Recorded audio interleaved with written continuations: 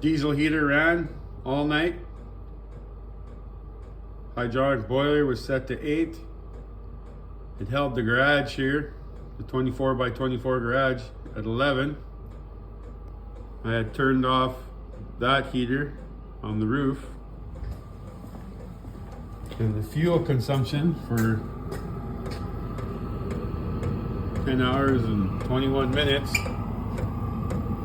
was that much.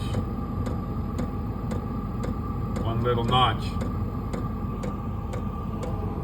Underneath there,